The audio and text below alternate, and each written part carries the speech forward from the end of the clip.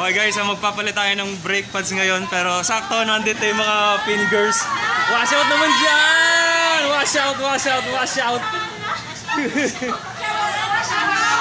Ayan mga, naggaganda ang finger. Sino sa inyo single pa? Tapos ang paa. Yo, what's up mga kajampong? This is Yamamoto 11 and welcome to my new vlog. So for today's vlog po ay magpapalit tayo ng brake pads para sa ating motorsiklo, Suzuki Gixxer 150 FI version.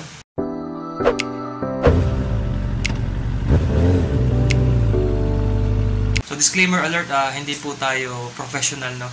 So syempre as much as possible gusto nating i-DIY kung ano man yung kaya nating gawin para sa ating motorsiklo.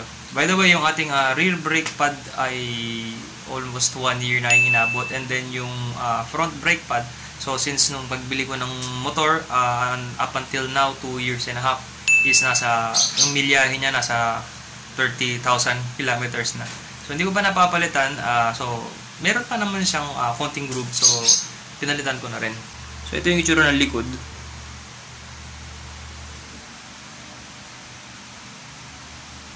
Meron siyang konti pa. And then yung harap, so ito 30,000 from stock. Meron pa naman din siya.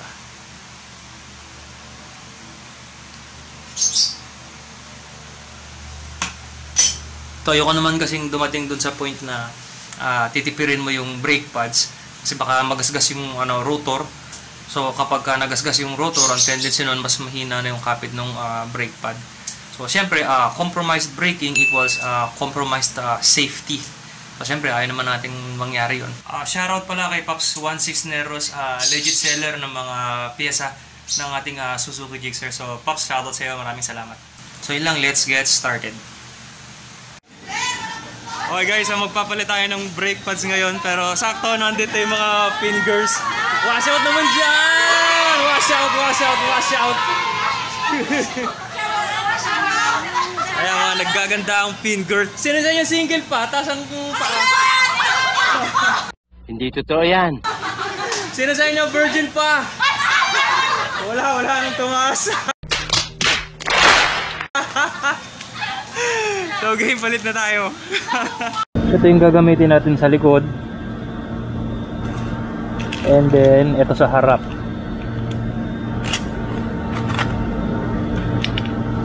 First step, tanggalin muna natin yung bolt na nandito.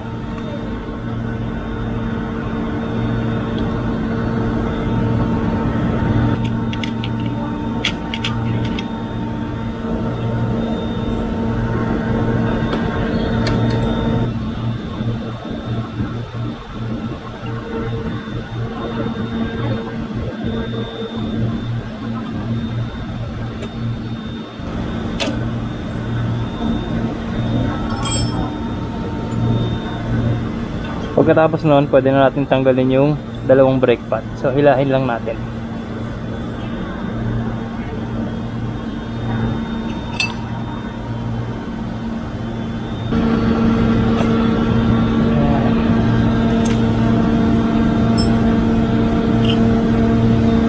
Pakita nyo naman kung gaano ka pudpud na siya. Kapraso na lang.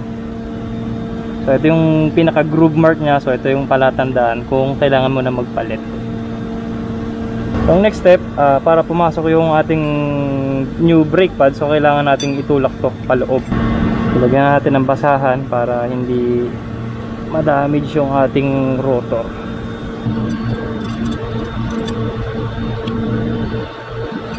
So, yun o, pumasok-pasok na siya ng konti pa.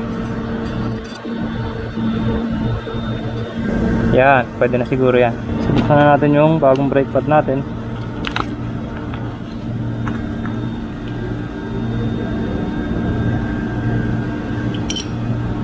Okay, so ito yung luma, ito yung bago. So kita naman natin yung difference kung gaano kalalim yung groove side by side. Ganoon din sa kabila.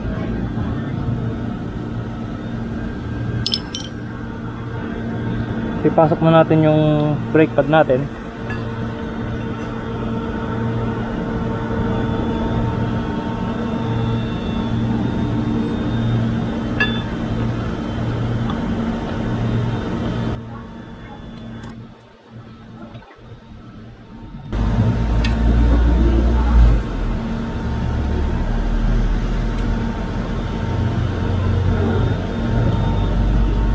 Okay na to. So lagyan na lang natin yung cover.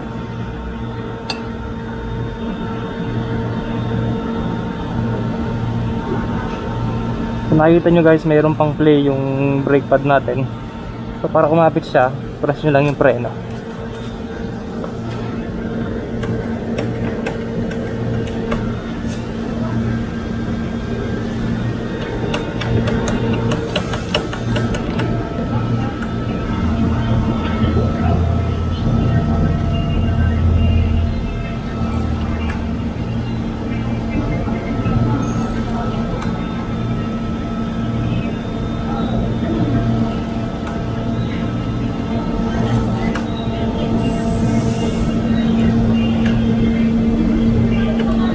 Okay na to guys. So ganoon lang kadaling magpalit ng brake pad sa likod. So dito naman tayo sa harap. Patanggalin muna natin yung dalawang bolt na nandito. So 12mm.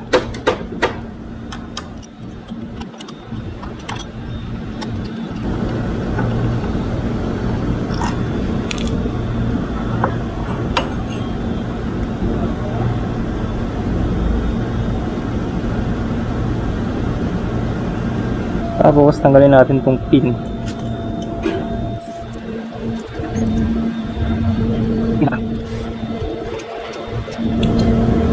Tapos pupukuin natin palabas to.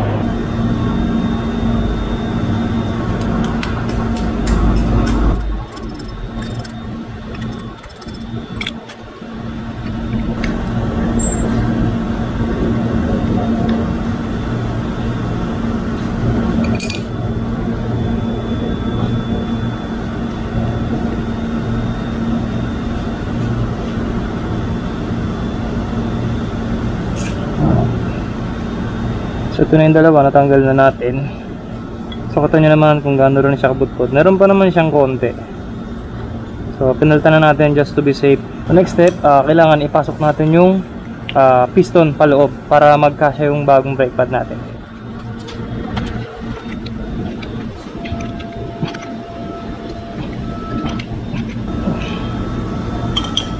So ito yung bago, tignan natin yung difference. So ganun, no? So ganyan kakapal yung bago. Ito yung luma. Medyo punas-punasan muna natin ng konti.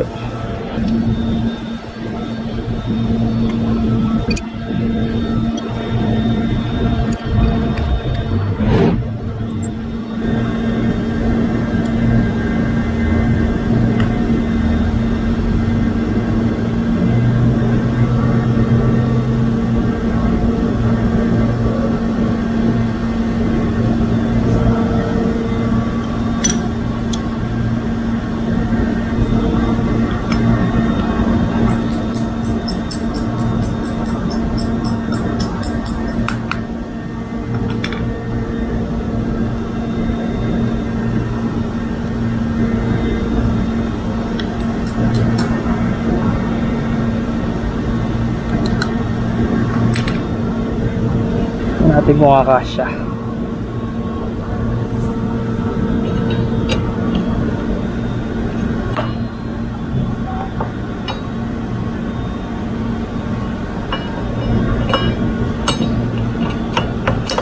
So yun, pumasok naman. So balik na natin yung pin.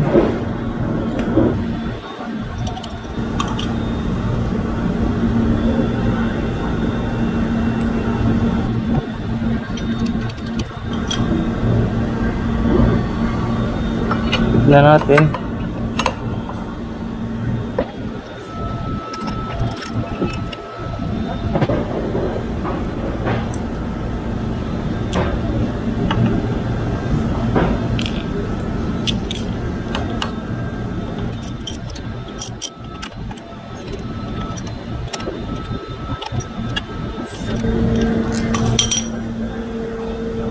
So bombahin lang ulit natin para bumalik yung kapit.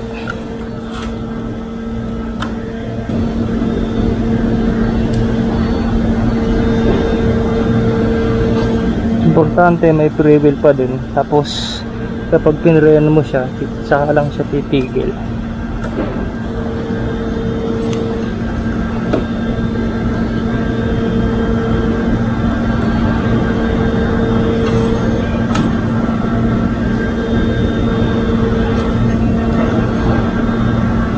So ganun lang kadaling magpalit ng brake pad natin, guys. So simpleng task lang siguro na kailangan alam ng every rider, kasi syempre compromise brakes means compromise safety, no? So you can do this DIY by yourselves, no? So napakadali lang. So yun lang, guys, maraming salamat, thanks for watching.